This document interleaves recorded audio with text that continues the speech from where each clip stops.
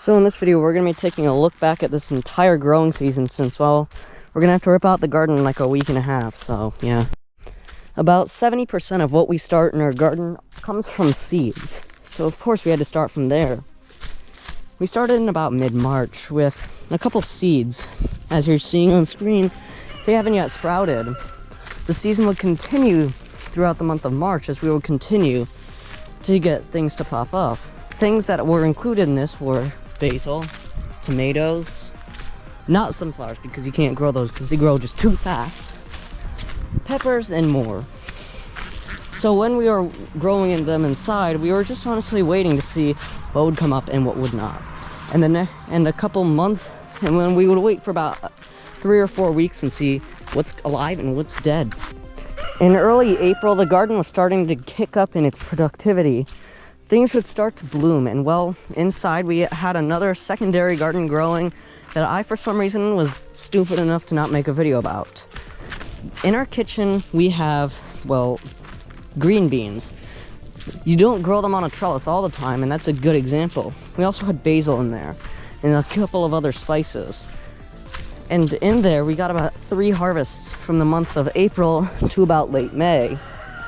And during this time, we finally got plants to spark up. And these plants, they were coming up at a pretty quick rate. Some of them were starting to grow to the point where they wouldn't be able to be within the lengths of their house, just simply because of the thing being only around a foot tall. And just within a couple of weeks, you can already harvest some of the basil that's here, that hopefully is on the screen. But, you know, it's just the way things go. Now, throughout April, the garden continued to grow, and off camera, I was doing some certain things with the garden that would help it grow even more. And within these certain things comes about a couple topics I'd like to talk about here. The first thing is transplanting. Basically, transplanting is when you take a plant and you move it to a new pot, or even transplanting it outside. But transplanting outside requires sowing, and I'll talk about that later. Another thing I did was I watered it. About 1 inch of water per week for certain plants. Other plants require more. But since they weren't in a drought-stricken environment, I'm basically S-ing on my farm right now for having absolutely awful water control. Not really water control, but you know, like, just like absolutely awful drought conditions. And well, we constantly were watering them inside, so they didn't have to deal with that. And we kept the room temperature at a steady 69 degrees. Usually it was 65 to 69, and that's what really helped them grow. If it got really above 70, then they would really start to grow up. May finally comes around, and well, the outsides are starting to look up. Finally, the sun starts to come out, the grass turns green, and the leaves are starting to come up on the trees. Felt like it's forever since the last time I saw that. But you know, when that begins to happen, that also means we can finally move our plants. But before we can move them, we have to transplant them one more time. We started with their little quadratic seed holders.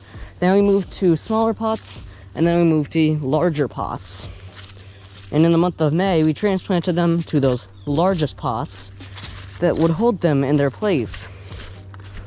At this point, it was finally about time that we'd start sowing them outside. So around May 20th or so, we finally no, not May 20th. I'd say around May 5th or so, we started sowing them outside. And basically what you do with plants, if you're not a really advanced gardener, what sowing basically is you put it in you build like a greenhouse, or even just like a greenhouse type structure like we had. And you take your plants that have been inside their whole life so far, and you put them out there. Some will not change too well, but this is a great way to introduce them. And we kept them there for a while. I'd recommend keeping there for 2 to 4 weeks. Just that way they can get introduced to the outdoors before you shove them into the ground. Now on Memorial Day weekend, we were tasked with the big job of transplanting them outside. The tomatoes were really tiny. We still had some planting to do that day. So you know what we did? We planted and we started transplanting. The first thing that we started transplanting were the things that were already there, but we also set up the garden the day before with these little weed blockers, these irrigation pipes, and we also had to burn a couple of holes into here, because if you notice there's some random soot right there, that is because we had to burn holes into these things, because well, I'm not gonna be sitting here for a long time, probably the whole month of like March, probably like the whole month of March, and maybe even to April, just cutting these holes in the things. That's what we did. We just burned them. We can do the whole thing in like 45 minutes. But you know what, that's what we ended up doing. And you know, when we finally got those all done, we finally started transplanting them into their holes.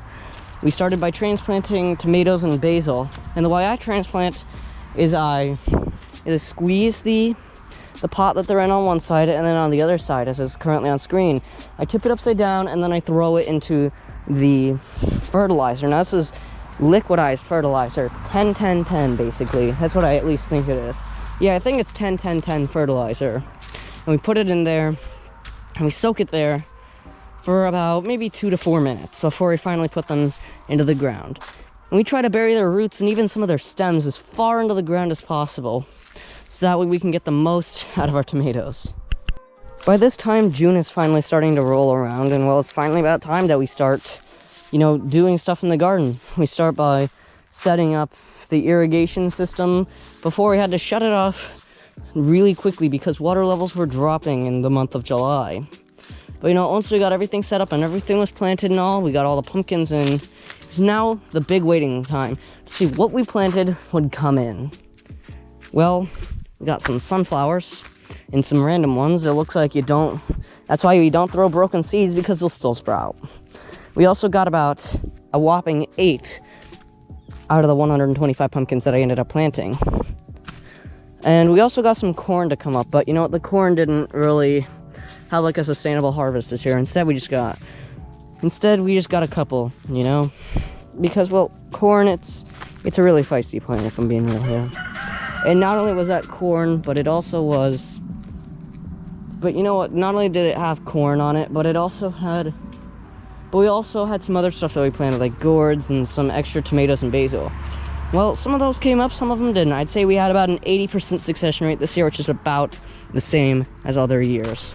Meaning that we had an average year here. Everything started to die back at about the same time. We could have done a second batch of cucumbers, but we were just too lazy, you know. I'm pretty sure a lot of people are. But you know what? So be it. We got plenty of zucchini, we got plenty of other stuff. And throughout the month of June, we were just waiting to see what would happen. What would come up, what would die. And well, by the end of the month, we finally got a good picture of what came up and what died. By the end of this month, we can finally start harvesting stuff. But we didn't get our first major harvest until the next month. It is now July, and we start to get more and more stuff out of the garden. And I will say, the one day we got our first tomato here, it was a 4th of July. The next day we had every single tomato in the game popping up. And well, I must say, the tomatoes were performing exponentially, and I really did like their little harvest that they were producing. We got plenty of basil, some peppers, I don't know how much though, just because we didn't really get the chance to, like, actually get to these things before the stuff did. Thing's really small, but oh well. And then we also got gourds starting to flower and other stuff starting to flower, and yeah, it was a pretty wild month. Throughout this month, we got plenty out of the garden, and we didn't plant anything new. We also ended up ripping out the broccoli, because that's what you're supposed to do. We just didn't get around to planting the new batch. Now we're in August, which is last month, and well, this month is the month where the garden starts to die back. And throughout this month, the sunflowers were starting to go through basically a growth spurt. All of a sudden, they went from about a foot and a half, all of a sudden up to nearly 10 feet, and then 12 feet, and they kept on skyrocketing up. And they were just going up fast, and they weren't going to be struck down anytime soon. Because, well, they started to flower by the end of the month. And look at us now. Plenty of sunflowers for us to enjoy out here. And, well, I'm pretty pleased, to say the least. These sunflowers have really done a charm on the farm. And throughout this month, the garden started to die back. Unfortunately, it's that time of year. Now we're in September this month. Nothing has happened this month, but that one garden tour where I talked about the pumpkins and stuff like that coming in. See, I will say, this video, I had to remember a lot of stuff for this video, so please, at least like the video for that.